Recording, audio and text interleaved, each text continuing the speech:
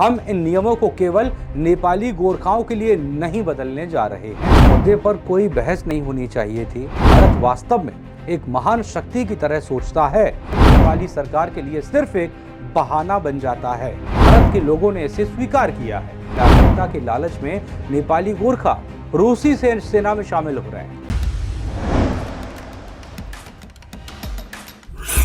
नमस्ते, प्रणाम। मैं हूं आपके साथ अजितेश प्रमोद मिश्रा और आप देख रहे हैं जनहित टाइम्स का खास show news knowledge with Ajitesh, जिसमें आपको मिलती है देश दुनिया में चल रही न्यूज का ज्ञान यानी नॉलेज। तो आज की न्यूज नॉलेज क्या है ये आपको बताऊंगा, लेकिन उससे पहले आप अपना प्रॉमिस पूरा कीजिए जनहित टाइम्स को सब्सक्राइब करके, और अगर सब्सक्राइब कर चुके हैं तो वीडियो को लाइक जरूर करें।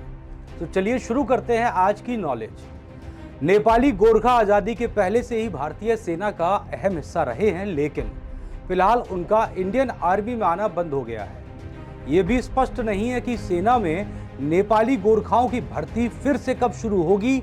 ना तो भारत सरकार ने इस बारे में कुछ कहा और ना ही नेपाल सरकार ने कुछ कहा। दरअसल भारतीय सेना में पिछले साल भर्ती का तरीका बदल गया। अब अग्निपथ स्कीम के तहत अग्निवीरों को भर्ती किया जा रहा है। इसके तहत नौजवान 4 साल के लिए सेना में अग्निवीर बनकर जाएंगे, तो इनमें से अधिकतम 25% को सेना में परमानेंट सैनिक बनने का मौका मिलेगा। आगे बढ़ते हैं। अगर कोई व्यक्ति कहता है कि उसे मौत से डर नहीं लगता तो वो झूठ बोल रहा है या फिर वो गोरखा है। ये बयान भारतीय सेना के पहले field marshal general Sam Manekshaw का है। मौत का दूसरा नाम गोरखा रेजिमेंट, जय महाकाली आयो गोरखाली के नारे से दुश्मनों को पर टूट पड़ने वाली भारतीय सेना की सबसे खूंखार रेजिमेंट। अब ये रेजिमेंट जवानों की कमी से जूझ रही है। अग्निपथ स्कीम आने के बाद लगातार तीसरी भर्ती में नेपाली गोरखा भारतीय सेना में शामिल नहीं होने आए। दूसरी तरफ चीन की पीपुल्स लिबरेशन आर्मी यानी कि PLA उनकी भर्ती करने की कोशिश कर रही है। न्यूज नॉलेज विद अजितेश में जानेंगे भारतीय सेना में गोरखाओं का इतिहास, फिलहाल भर्ती न होने की वजह और इससे होने वाले नुकसान की भी कहानी आपको मैं बताऊंगा। साल 1814 की बात है। तारीख थी 31 अक्टूबर। जगह थी देहरादून और शहर से 5 किलोमीटर दूर सहस्त्रधारा रोड पर नाला पानी के पास स्थित खंगला किला। अंग्रेजों के 3500 यानी कि 3500 सैनिकों ने गोरखाओं के इसी किले पर हमला कर दिया। एक और भारी भरकम अंग्रेजों की फौज थी जिनके पास तोप थी, गोला थे, आधुनिक हथियार थे। वहीं सामने थे गोरखा जिनके हाथों में खुखरी थी, धनुष बाण था और पत्थरों से बने हथियार, जिन्हें स्थानीय हथियार भी कहते हैं। सिर्फ 600 गोरखा सैनिकों ने नाला पानी के पहाड़ पर अंग्रेजी सेना के हमले को 3 बार नाकाम कर दिया। इस युद्ध में मेजर जनरल रॉबर्ट रोलो गिलेस्पी सहित ब्रिटेन के 800 सैनिक मारे गए। जब अंग्रेज गोरखाओं को हराने में नाकाम रहे तो उन्होंने खंगला के किले की पानी की सप्लाई रोक दी। पानी बंद होने से लोगों की परेशानी बढ़ने लगी। करीब 1.5 साल युद्ध चलता रहा। आखिरकार सुगौली की संधि हुई और युद्ध थम गया।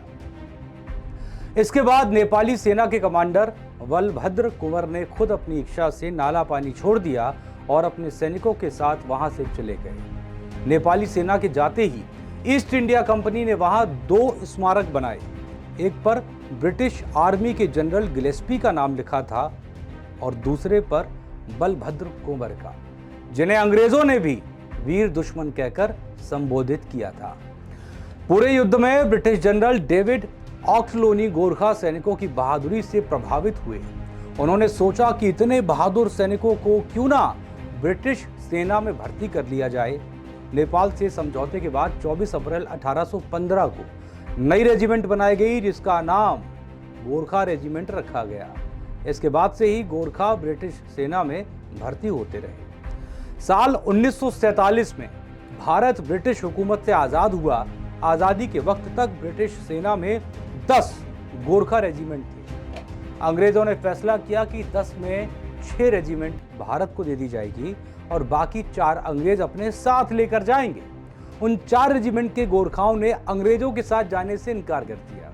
भारत ने 11वीं रेजिमेंट बनाई 1950 की बात है। 1950 में भारत गणराज्य बन गया, तब इसका नाम गोरखा राइफल्स रखा गया। भारत नेपाल और अंग्रेजों के बीच एक समझौता भी हुआ, जिसके मुताबिक भारत की सेना में गोरखाओं की भर्ती होती रहेगी। माना जाता है कि आज जो टोपी गोरखाओं की निशानी है, वो बलभद्र कुंवर ने सबसे पहले पहनी थी। भारत के लिए गोरखा जवानों ने पाकिस्तान और चीन के खिलाफ हुई सभी जंग में शत्रु को अपनी बहादुरी का लोहा मनवाया। गोरखा रेजिमेंट को इन युद्धों में कई परमवीर चक्र मिले, महावीर चक्र मिले। गोरखा सैनिकों ने भारतीय शांति सेना के रूप में भी विभिन्न देशों में अपनी बहादुरी का परिचय दिया।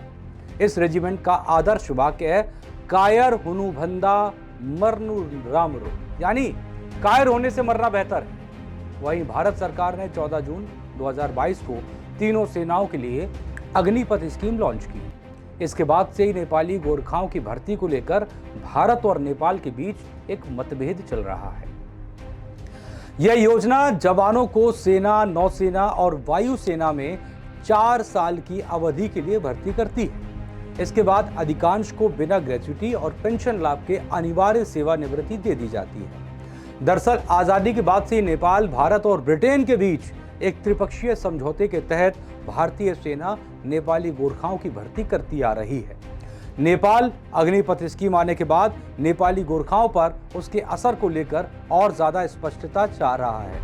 पिछले साल जब अग्निवीरों की भर्ती हुई तो भारतीय सेना ने नेपाल में भी गोरखाओं के लिए जुलाई 2022 में भर्ती रैली के आयोजन की तारीख तय की। हालांकि नेपाल सरकार की इजाजत न मिलने की वजह से भर्ती रैली नहीं हो पाई। उस वक्त नेपाल में सियासी उथल पुथल मची थी। वहां के प्रशासन ने कहा कि नेपाली नौजवान अग्निपथ स्कीम में आएंगे या नहीं आएंगे, इसका फैसला नई सरकार लेगी। इसके बाद भारत ने नवंबर 2022 के चुनावों से पहले नेपाल सरकार के अनुरोध पर 24 अगस्त को भर्ती रोक दी थी। नेपाल में पुष्पकमल दहल प्रचंड की अगुवाई में नई सरकार बनी। हालांकि उन्होंने भी कुछ स्पष्ट नहीं किया, यानी नेपाल के गोरखा भारतीय सेना में भर्ती होंगे या नहीं। फिलहाल तो नेपाल में इस मामले को लेकर कोई चर्चा नहीं हो रही है। अब एक बार फिर से मामला अनसुलझा रहने की वजह से नेपाली गोरखाओं की भर्ती नहीं हो पाई है। काठमांडू में centre for south Asian studies के डायरेक्टर निश्चल नाथ पांडे ने न्यूज वेबसाइट फॉरेन पॉलिसी को बताया कि ये चिंता की बात है कि ये युवा लड़के कुछ सालों में वापस आ जाएंगे। उन्हें यह भी पता नहीं होगा कि आगे उन्हें करना क्या है। वे शराब, नशीली दवाओं का सेवन कर सकते हैं और यहाँ तक कि किसी प्रकार के विद्रोह में भी शामिल हो सकते हैं, क्योंकि उन्हें युद्ध की ट्रेनिंग मिली हुई है। ये उनकी चिंता थी। भारत से खाली हुए स्पेस को चीन भुनाने की तैयारी में है। कई मीडिया रिपोर्ट्स में दावा किया गया कि चीन भी नेपाली गोरखाओं को अपनी पीपुल्स लिबरेशन आर्मी यानी कि पीएलए में भर्ती करना चाहता है। एक न्यूज वेबसाइट के अनुसार कई दशकों से चीन ऐसा करने का प्रयास कर रहा है। हालांकि नेपाल ने इसे अस्वीकार कर दिया है, मना कर दिया है। लेकिन अग्निपथ स्कीम ने चीन को एक रास्ता दे दिया है। डिफेंस वेबसाइट यूरेशियन टाइम्स लिखता है कि चीन और भारत के बीच चल रहे विवाद और नेपाल से चीन की नजदीकी के चलते 200 सालों की वीरता के इतिहास वाले गोरखा सैनिकों के लिए पीएलए में जाने का रास्ता बन रहा है। यूरेशियन टाइम्स ने मई के पहले हफ्ते में एक रिपोर्ट में दावा किया कि गोरखाओं को पीएलए में शामिल होने की अनुमति देने के लिए चीन सक्रिय रूप से नेपाली कम्युनिस्ट सरकार की मंजूरी मांग सकता है। गोरखा चीन की सेना में गए तो एलएसी पर भारी कीमत चुकानी होगी। जी हाँ, हालांकि पूर्व Indian army commander Harcharanjit Singh Panag ने फॉरेन पॉलिसी से बातचीत में कहा कि नई दिल्ली ने अपने फैसले में गलती की है।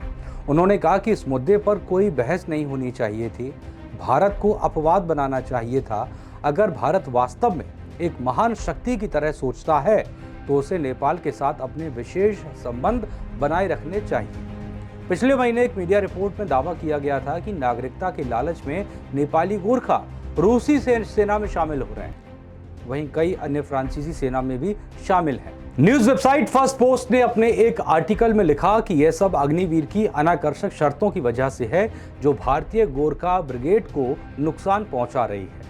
डोभाल, जो भारत की नेपाल नीति में दखल रखते हैं, इस स्थिति को सुधार सकते हैं। युवाओं के लिए एक विशेष व्यवस्था की जा सकती है। ब्रिटिश सेना में सैनिक 4, 7, 8, 11, 14 और 20 साल की सेवा के बाद रिटायर हो जाते हैं।